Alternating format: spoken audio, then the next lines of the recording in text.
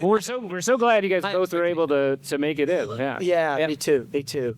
And we're so glad you guys all joined us for this panel. Let's all give a warm Garden State Comic Con Fest for puppetry royalty here. Muppet. Showbiz, Hollywood royalty, really. Yeah, well, and you guys have an entire generation. You live rent free in all of our minds forever.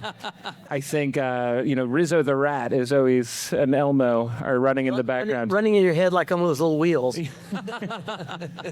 So we're gonna. My name's Dave. This is Mike Lopez Mike, down on the end. We're gonna be moderating this for you guys. And we're going to ask some questions, and then we'll open it up to you guys at the end to ask your questions in just a little bit. Mike, do you want to get us started? Yeah, so I guess the best place to start, we all know that it's all over the place. The Muppets are celebrating their 70th anniversary this year. That's true. Right? Thank you. Thank you.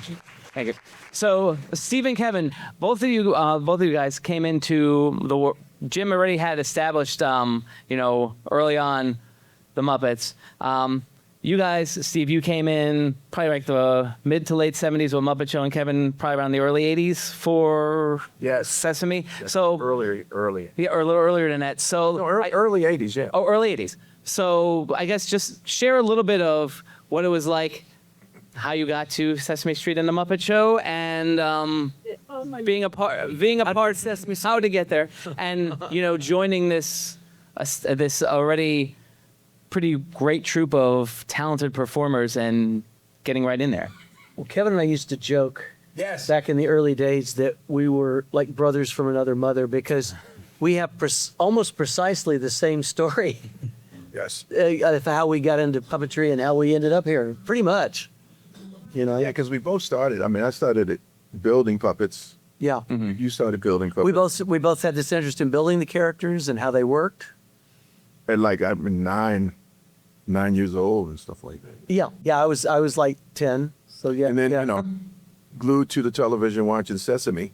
Yeah, literally. Whatever Jim Henson was doing. Yeah. And back then, some of you that are, in my age range or slightly less will understand, but there was no internet. So the only way to track something that you were a fan of was just if something popped up in a magazine or something, or very rare. TV Guide was a good source. Oh, my goodness, yeah. The paper magazine, I'd always scan to see if the Muppets were going to be doing anything.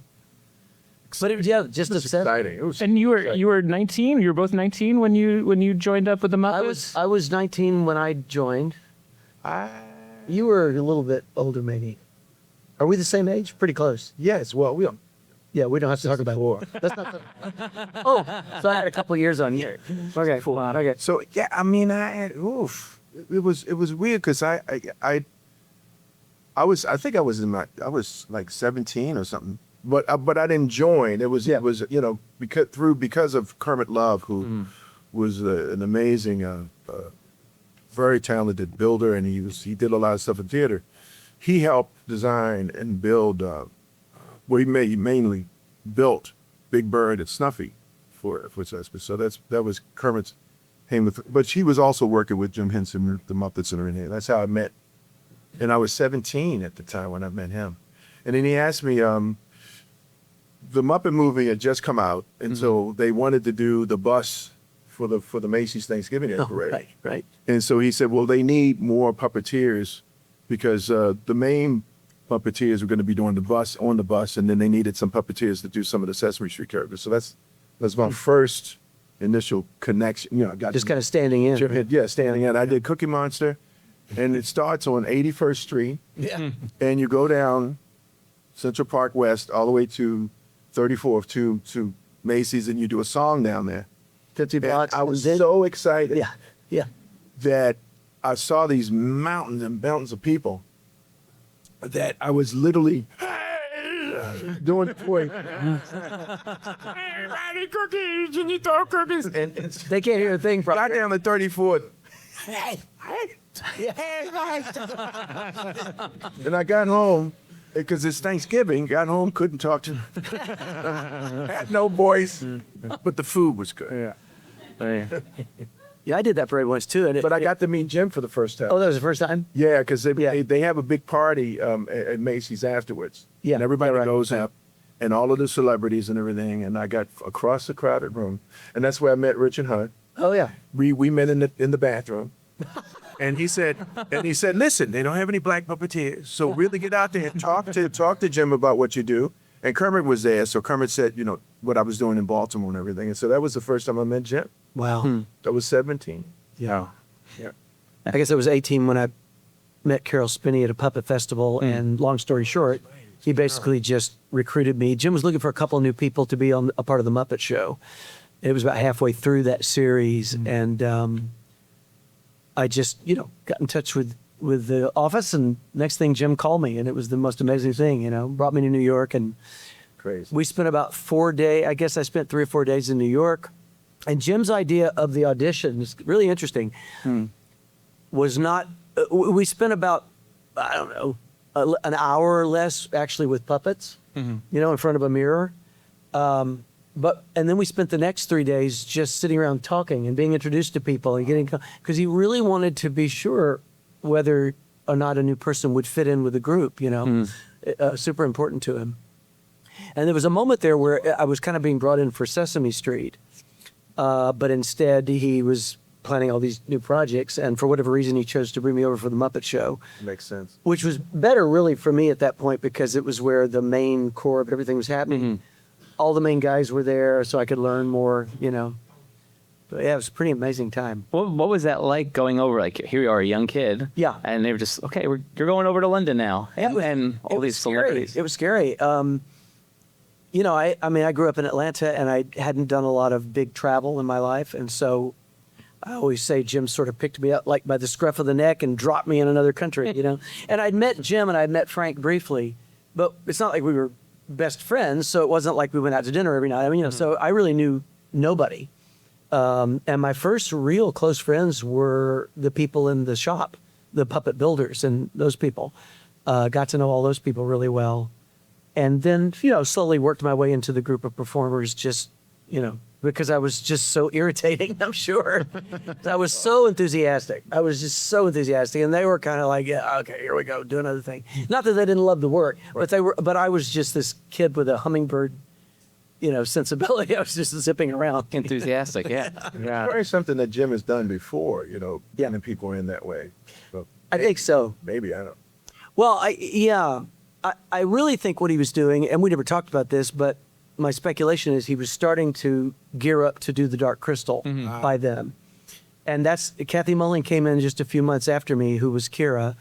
And it was funny, Jim said to me, like on the last week of shooting on Dark Crystal, he was directing, so he was outside of there, and he put me and Jen. It was a scene where Kira had just been stabbed. I don't know, she's laying there, and I was doing Jen, his character. And he came over to me. He was, going crazy, directing and busy. And he said, I really should have had you do this character.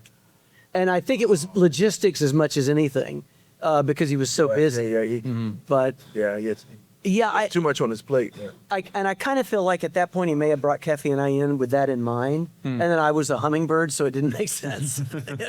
He thought, maybe not, Anyhow. Well, let me ask you guys with developing characters, right? So Elmo, for instance, Elmo went through many, many hands before ultimately getting to you. Yeah, And 2 other hands, yeah. and for Rizzo, the breakout star of the Muppet Show, Yeah. he was just a background rat. How did you take these characters who were essentially The show business is full of them. Show business is full of them. but you took these characters who were just background characters and really kind of pushed them into stardom. How is that process? What happened with that? You know what? It's luck. Kind It of. really is luck. Because Yeah. Brian Mule, who's an amazing performer on Sesame, he originated Telly Monster and Dr. Nobel Price and Alphabet Bates.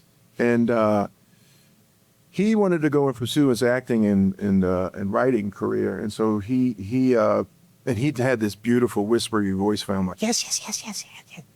And Richard Hunt got it and started screaming, yes, yes.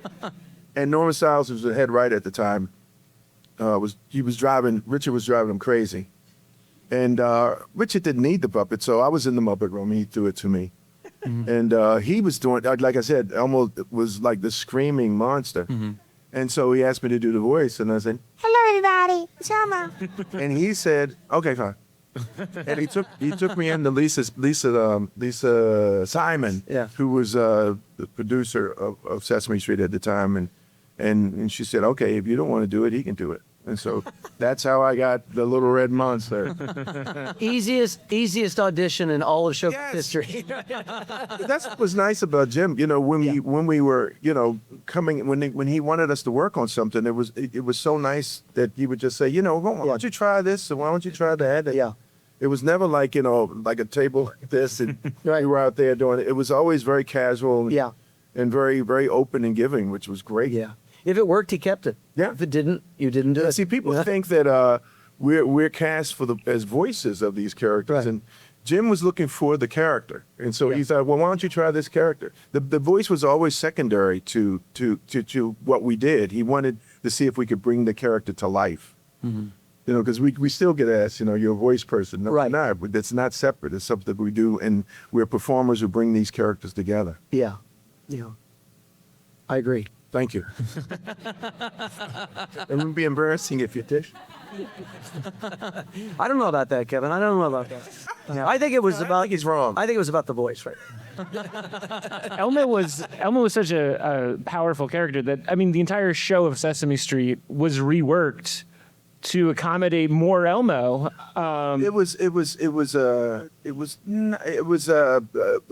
They saw that the parents were rolling the strollers up to television for their baby. Yeah. And so they decided to give they didn't know what it was going to be. They knew they needed to do something where they could give something to the younger crowds. And so that's where the whole thing with Elmo's World, two amazing writers of Sesame Street, Tony Geis and Judy Foyberg, came up with Elmo's World. And so that's where that came from. And I have a question for you. Did you? No, you. is it okay? You. Yes. Did you? We'll let it slide. I always wondered about this. Did you, when you were doing, because you had so much dialogue as Elmo during those Elmo's World scenes, did you memorize that? No. You were reading it, the time to read it, and because I know how hard it is. You guys, I don't know whether you appreciate this, but as a puppeteer, we are able to read our scripts as we work sometimes. But it's also very easy to lose the focus into the camera, and everything you ever did was you were talking right to the kids, right to the camera, and it's really hard, and it was really good. And I thought, how's he doing that?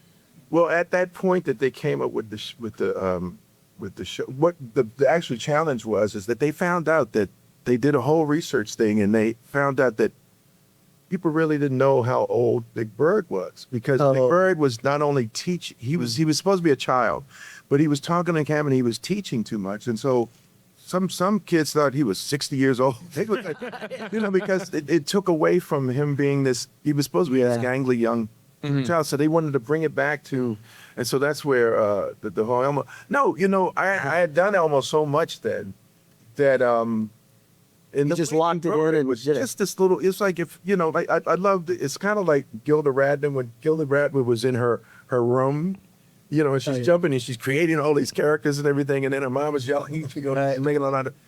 That's the way I felt about Elmo's World. It was just this little kid that came up. It was all in his imagination, so it was pretty easy. The way they wrote it was so wonderful. And it was so Elmo, and it was so young, you know, and so fun. That it was not that hard. I was still reading certain things, but the energy and was in the spirit of how they was writing, it was so easy, which is really a lot of fun. You know, and Steve brought up a good point there about like how you would look right in the camera, and I mean, certainly, I think for Muppet Christmas Carol, Rizzo and Gonzo's role in that. Yeah, the narrator. Yeah. Part of the magic of the Muppets and the puppetry is bringing that audience in. Talk a little bit about what the art of that is, the skills needed, because, you know, Elmo, Rizzo, like looking right at the camera saying, come, be a part of this world. Yeah. How do you balance that as an actor, while you, like you said, puppeteering, memorizing these lines, and engaging the audience that way? Who was it in here that I was talking to about? Was it you I was talking to about? We were talking about breaking the fourth wall. Somebody in here. Yeah, I thought it was you. You had a great question. You asked, when actors break out of the scene and talk to the audience, they're breaking the fourth wall. What do you call it when the Muppets look down to see the performer? And we decided it needed to be breaking the floor. That's great. I think it's a great thing with going forward. We Breaking the actually floor. did on Jim Henson Hour. It was the whole show dedicated to Yeah. Jim actually talking about Right. secrets. Looking down. And poor Gonzo was moving his Yeah. melon. But to your point, It was so funny. it is the Muppets have always engaged the audience, It's always been. and the deal is that many of you know this is the eyes are the two most contrasty things on most of them have black and white eyes, all this color. You have these two really contrast black and white things with the pupils really focused, and when they look into camera, they're really looking at you. And that's why what you were talking about, as far as how did I read, how did I Yeah. be able, because I know how easy what- it is to what drift Steve off was camera. Yeah, that's what Steve Yeah. was talking about. We're up here, we're looking at the monitor, and then we have the script, and they're just these two little black dots on it. Yeah. And how can you keep that focus and be looking at Yeah, the it's monitor, hard. reading at the same time? And it's something that we learn how to do. Yeah. Especially when it's just these two Yeah, little exactly. black. And it's just something that, and I love the fact that they engage the audience all the time. I mean, in sitcoms, they don't really get to do that. Well, and With each other, and they engage each other. But Yeah. and I think they did that on purpose because these characters are supposed to teach these children. Right. And so they want them to engage them and be friends, and then they learn what they need to learn. And it seems like it wouldn't be that big a deal if there was a difference between the eyes looking at you and looking that much over, but it's a huge difference on camera. Gotcha. They just lose. It's like they've just lost consciousness. And sometimes we're feeding the script, and we go to the script, and then we look in the monitor, and it's like, Oops. Actually, a lot of it is about learning to correct what. really quickly before you realize it. Yeah, exactly. Are there? Obviously, you both have operated many different puppets. Is it sort of like driving a different car? Like this is an awesome puppet to operate, and it just fits like me and my body and my style well. What is it like working with different puppets and I think bringing them to life? Well, I think really it's always about the character, whatever the character is. And I think the minute you look at the monitor, because we always look at the monitors, people say, do you ever get confused and do the wrong voice? And we don't really. As soon as you see that character, it is that character. It's very interesting. Yeah. Because I used to have to do dinosaurs and Sesame Street at the same time. Yeah. With the fly, I'd shoot in L.A. and then I'd literally, one time I even had finished dinosaurs and flew in and took a red eye to get to Sesame Street. And so we take breaks, 5-minute breaks and everything. And I remember this was the only time that happened. I took a break and they, I fell asleep and they woke up and then I was getting ready to do this bit and Baby's voice came out of Elmo. And When you're tired. John Stone, who's the director, he went over this freak and he said, Kevin, you might want to look at what you just shot.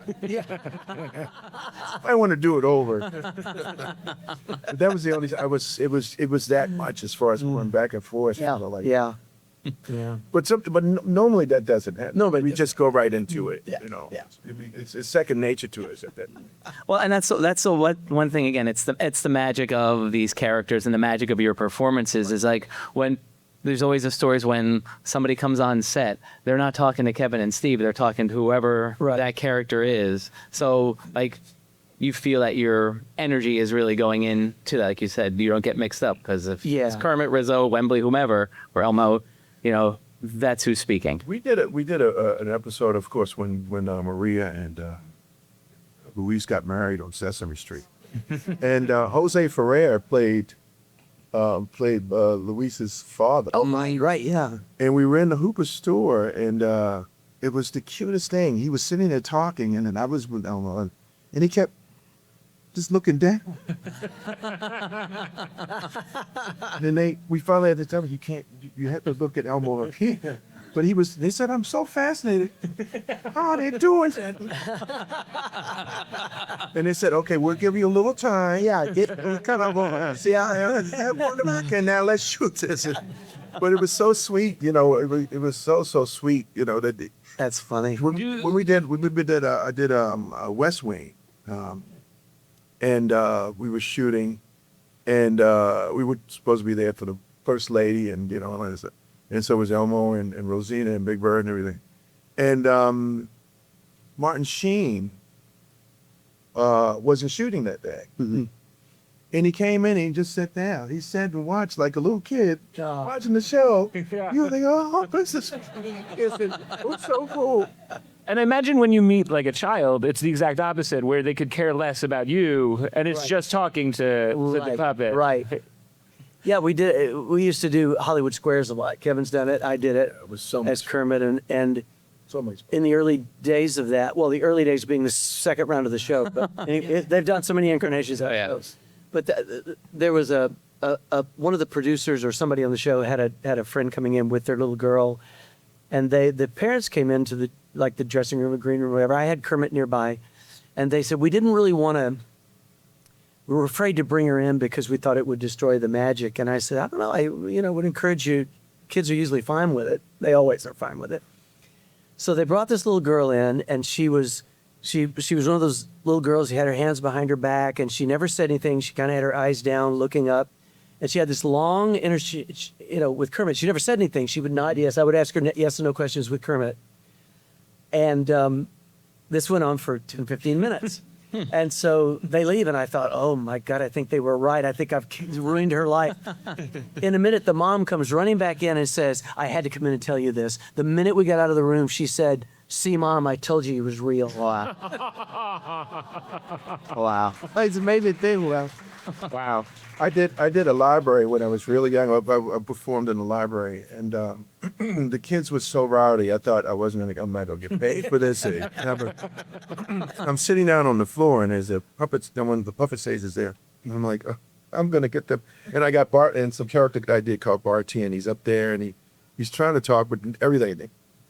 All of a sudden, these two little legs with this little girl came in, and I'm sitting there and I'm looking, and she literally put her, and she looked at Barty and she said, "We'll wait together." And because she was up there, all the kids was like, she said, "Now you can go." And then she left. And I got paid. Because of that one, I gave her half the money. Yeah, you're right. It's similar to But it was so sweet because she was, when they believe, they believe. It's just Oh, the yeah. most beautiful thing. Yeah. Yeah. And that's really the power of the work that you and everybody that you've worked with. I think it is. Created. Yeah. It's always been important to me to make it about the characters first.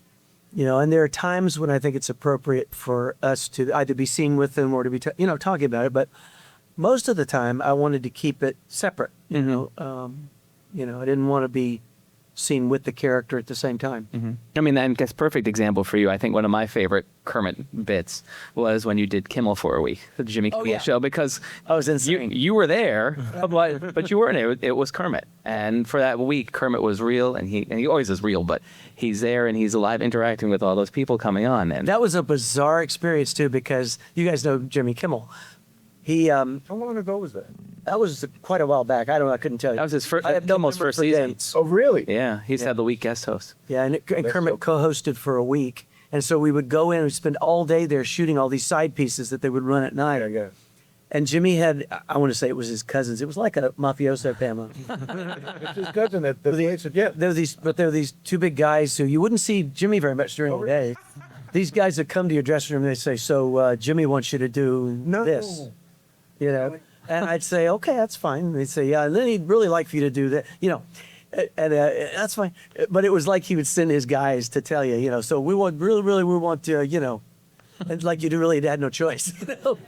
It wasn't that, but it felt that way a little bit. We joked about it, And then you get on. He was great. I enjoyed working with him. Man. Yeah, we have a great time with those shows because Oh, yeah. we know our limit as far we can go, especially with Elmo with Sesame Street. You go on these, but you want them that they go up a little higher with their Yeah. humor. And I remember Yeah. doing Jimmy Fallon, Yeah. and it was but they do they do these station identification Yep, yep. where you do these where they say, hey, WAR, keep, blah, blah, blah, we're going to be on it, blah, blah, blah. And he wanted Elmo to be there. Oh, nice. But there was one thing, this was actually on camera. We were plugging a video, and Elmo was standing beside him, and he was like, and there was literally an assistant crawling on the floor with the video so he could bring in, this is a video, and Elmo was like, Is this how you treat your staff?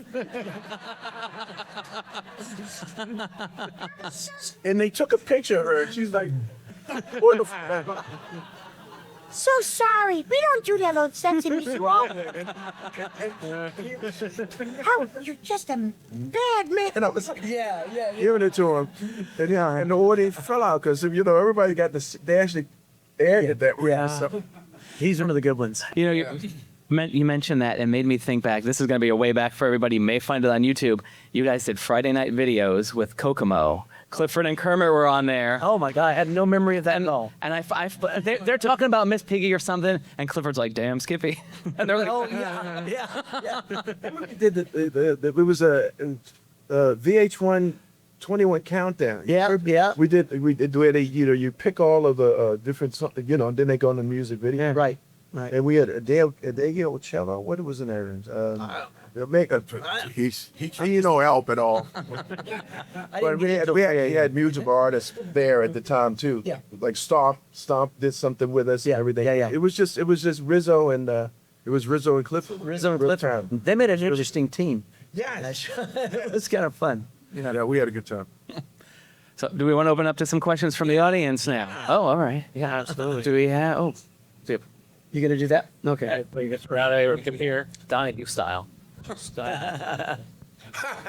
Start right over here. Great. Yeah, Kermit is. Hi, I had a specific question about Jerry Nelson, one of my favorite entertainers of all time. Yeah, I know. I think this is the place to mention him. If you could just tell us a little bit about him, because I'm a huge fan, but unfortunately there really isn't a lot of like firsthand accounts of him as a person, and I was just wondering if you could maybe share a story or an anecdote about him. Gosh, there's millions of stories. Everything. He was one of the best singers Yep. of all Yep. of us. And his enunciation, his voices was so strong. Yeah. And he cut right through with everything. I mean, he was amazing with his work. Especially, you guys remember the Rapunzel on Sesame Street? Yeah. Where he didn't. I can't hear you. I mean, he sounded like Elmo. That sounded like Elmo, but he had a broom. Yeah. But Jerry was Yeah. amazing with everything. He was eloquent with. Such an incredible voice, and He was amazing. it was not just voice too. It was he could do these tiny little subtle changes that were almost his own voice. It was a lot about character, and he was. Then I mean, Yeah. for him to be able to do Robin, Yeah. they do Floyd, Yeah. and then the Count, we get Mumford. I mean, his characters were amazing. When I first got over to the Muppet Show, I I had my big trunk full of my own puppets, of course, because they had to go everywhere with me, and I also I was a kind of a rough banjo player, and I took the banjo. So Jerry and I would sit around in the green room and play music all the time between scenes. Just loved it, and we ended up he organized some charity deal where he got a band together. It was Jerry and I playing songs. It was like a dairy farm or some weird place. We were sitting on hay bales playing, I was very honored. I was sitting and talking with Matt Vogel, who was, if you guys know me, we were talking because Matt was very close to Jerry and Carol, helping them with their puppets as they got older, to perform their character. And I started talking to him. I said, Jerry has this band that he records with them and he sings with in Toronto. Yeah. That band that he's at. Yeah. And I said it'd be nice for us to be able to maybe just get him in the studio and do an album. yeah, oh yeah, And so I decided to do that for everything, and that was such an honor. And his wife actually did the cover of the yeah. the DVD. I mean the CD. And It's all Jerry's original. and what was nice is all his original was, and a lot of the Sesame Street band was involved. Yeah. And I had a friend of mine who was a mixologist and he made drinks. People could come in. There was folding chairs. People could come in and listened to them recording the songs and everything. And then we went to this amazing seafood restaurant afterwards. It was really, we did 2 days, and the what came out of it was beautiful. Yeah, real. So much fun to do but Jerry, yeah, it's the best. Hi, I'll run the mic. I'm good. Yeah, that's on page. I'm gonna right down in front right here. Oh, hi. So the first time getting to see you in person was in April for the prank event in the Center for Puppetry Arts. So I was curious to see if there was any stories of pranks that y'all played on each other, maybe on Muppets Tonight or Sesame Street, or stuff that you were around for. Steve reached out, and I brain fart. I didn't. You asked me about a piece that I did with Jim. There was it became a prank, and you asked me about it, and I should have talked to you about it. Oh, it was you would think about putting it in there. Yeah. What it was is we were recording a song called somebody say toothpaste, and it was kind of like a gospel song and everything. We were recording it where we normally record all our songs for Sesame, and Jim was supposed to do the lead of it. And what happened is he said, Kevin, why don't you go ahead and do it? And so I recorded it, and it was somebody you can actually see it on and actually you can see it on YouTube.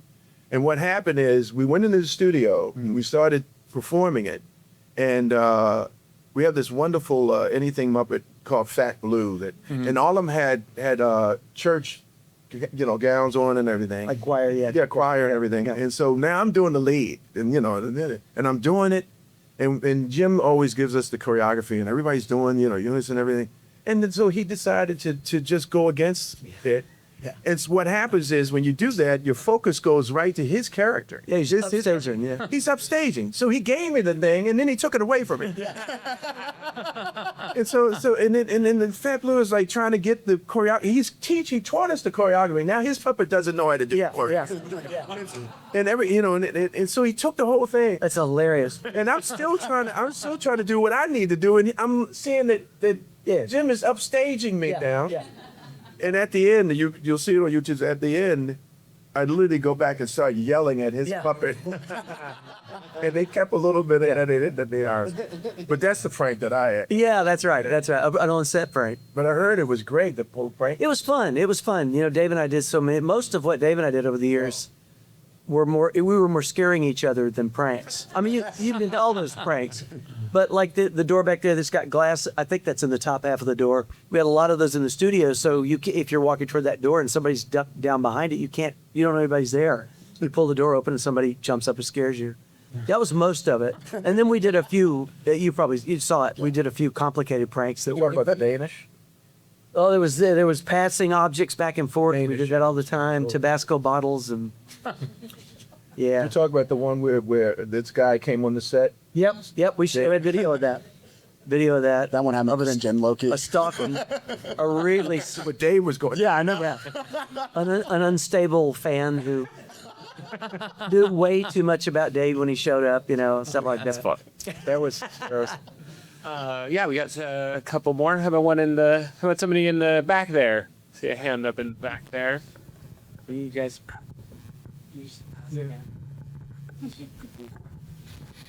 Hi. As someone in their 50, I'm wondering if you have any physical ailments or physical therapy for all that arm up work that you've been doing over the years? Yes, I can't see right now. Yeah. Well, you bet. Well, Dave is basically. You gotta say. Yeah, stuff happens. But nothing. Dave has been rebuilt, basically. He's had. I don't think he minds people knowing, but he's basically most of Dave. He's not the original Dave. Nah. $6 million Puppeteer. Yeah, pretty much. I'm doing pretty well actually. Yeah. Overall, Yeah. Knee issues. I'm things like that. When I was first there on Muppet Show, I'd come running in at 18 and I'd hit the floor with my knees and I'm ready to go if I need to be on my knees for something. And Jerry Nelson would say, "Don't you want knee pads?" And I'd say, "Nah, I don't need those." He said, "You're gonna really be sorry someday." He was right. Well, on Sesame Street, we would roll around on these little, we call them donuts, but they were little things with little wheels on them Yeah. and everything. and I couldn't. I don't think I can do that now. Yeah, no, that was hard, and we were pretty good at it. Oh, you could sit flat, like cross-legged, and pull yourself around while you're doing the puppet. With your feet flat, like you're sitting flat. And And then there was ones that was reclining ones that I'm not even sure I could get were up. actually a little bit challenging more because you're Yeah. pulling your body more. I don't know. I was at this airport experience last night. I was there, and people started they weren't in a chair, so people were starting to sit everywhere they could find a spot. And I thought, I'm not sure I can get up. I thought I may sit down there, and I may have to get help getting up because, that's what I thought. Nah, I'm not gonna do it. How about in the Fraggle Rock shirt up front here? I don't need my I used to be a teacher. We can hear you. Despite considering that the fact that the Muppets as a franchise are 70 years old, Wow. older, and what's made it so iconic with all the media children that's come and gone that you have a room packed full of adults that make just that IP just so easy. It is so, I've always loved the fact that it spans so many generations. Yeah.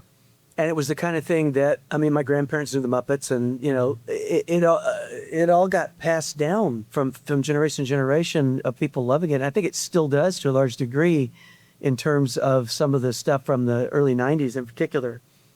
People watch something like Muppet Christmas Carol, or there's the resurgence of people wanting to watch the earlier Sesame Street episodes, and, Yeah, they just come back. I mean, it's like yeah. totally. But what is it about it? I don't know. I think everybody agrees in that suspension of disbelief, and it's what we're talking about earlier, people connect with the characters. But I also think, when I first started seeing the Muppets when I was a little kid, the Muppet, and I look back on that now, the Muppets were more, they weren't the characters. The characters weren't the Muppets. It was these guys who went on talk shows and late night shows. They were the Muppets. They were like a team of performers who went on, and they just happened to work with puppets. So you didn't say that those characters were the Muppets like they became in the Muppet Show. It was an act that went on variety shows. And I think there was always a connection from the audience looking at the character, and you seeing right through to the performer. They never switched around puppets. Everybody was always their characters after a certain point. And, you identified, when you were looking at Ernie, you were looking at Jim, or whoever. Same thing with Kermit. Yeah, same thing with Kermit, other characters too. And I think there was a connection with the performers as well. So I think that's part of it. I think also, and you could say, we put the puppets down and we were kind of the same, as far as what our characters were. Yeah. And so, it was this camaraderie, this connection that everybody had. And what I loved about Jim and his development of Terror, they were not kiddie. They had this really fun, silly edge to them all the time. Yeah. Everybody could enjoy them, but it was not talking down to anybody. And so I think that's the connection that everybody has, the heart that came out of that. Yeah. And it wasn't kiddie. Everybody could connect to all and also the different types of personalities. We all have them in our family. That's right. So Right. it was, so it became this, because I trying to develop a, character with these classic characters that are around for so long. I think it really came to I looked at it as a camaraderie, and how could I bring this other character to be with this family of crazies? Yeah, and the characters are very real. They're real like we're real. They really live in our world, and they really react to the world the same way we do, however that might be in character. They're not phony characters, they really have a lot of depth. The real beer at New York Comic Con one time, so what am I? But his colleague there. Yeah. And we just started talking, and the puppeteer's there, and you see the puppeteer there. Yep. You see the elbow of the down, so he's like, sure. Well, you're literally looking at Grover, having a full hour conversation, realizing, Yeah. wait a sec. Okay, no, you guys just make it look. They really make them real, and Yeah. Well, and it's funny, they technically they are real. They're really real physical. If you're in the room, you're having a conversation with a real thing. D-trains who have lost a cell phone, right? Oh yeah, we're all good. Lactase iPhone. This is like when I was a kid, they did the announcements every morning. I think we've got time for one or two more short ones, maybe. I wanted to add one other thing about that with the Muppets too, and I guess you guys can speak to this. The Muppets are accepting, and I think that's why. Yep. It's a diverse group of people. You mentioned. They're a dysfunctional family. Yeah. The end scene of Follow That Bird says it the most. We got humans, Grouches, Bert and Ernie. Yeah. And that's I think what attracts everybody. Yeah. Somebody choose. Yeah. Yeah. Let's get this kid right there. Great. Thank you. His hand barely came up. Yes. I don't think your mic's even working. Oh. But it was a nice try. There it goes. There we go. Wait, is there times when you're working on something and you're like, oh, those will go up? Okay, I didn't understand Okay, that. take the mic from here. Take the mic. What was the question? No, he's actually one of our future puppets. I know. So when you're working on something and you look at it and then you go, what do you go like? It's because it's not good or because it is so good. It means Yes. No, we just couldn't understand you in the microphone. it means something that looks good, but Oh, for it- after 2 seconds, Yeah. Oh yeah. So something, it's cooking and then not so good. That happens all the time. And you know how Frank gets to do another take when that happens? He Yeah. puts his head in the shot. Yeah. Oh, no, my head's in the shot. Can we do that again? Frank would be like, he'd be doing his thing and he'd go, no, one more. And then you do it again. No, just one more. Just one more. And then, and everybody's looking at their clock, But sometimes it's just, more often than not, we would do, like 3-4 takes Yes. on something at least. And on something hard, you go more. Yeah, you just keep trying till you get it right. Yeah, we get on the set, we block it Yeah. with the script and, with the director on the set. Yeah. That's what we normally do. Slow motion kind of rehearsals. Yeah, and then we do it, sometimes we do a blocking with the camera. Yeah. And then the next one is we start to shoot it. Yeah. Yeah. Fortunately, it's not live, so Right. we can always pick up where Yeah. we go. If it's live, you just keep going no matter what. Yes. Yeah. No matter what. I think we got time for. I think we get one more in. Yeah, we got one more in. How about from Kermit over here in the Yeah, there corner? we go. All right. Here's my out there questions. Okay. Really glad you worked on the Happy Time Mirrors, obviously. Yeah, but it did my. I'll tell Brian you clap, that's all. His opinions on this title, but if you both have seen this film, what are your thoughts on the apparently now canonical, unique to the Muppet universe, Meet the Beagles? No, I never saw the Feebles and I've heard about it. I have not seen it either. No. We're not going to be able to answer your out That's there. an unanswerable question. Can we? Let's. But I will say, it seems like the fan base is similar between a lot of the Muppet stuff and the Feebles. I hear people talking about it all the time. Yeah. Now I got to see the Feebles. I am feeble. What's up, Gals? Let's get one more. Way in the back. Take us home, sir. Philadelphia. Yes, hi. Sorry.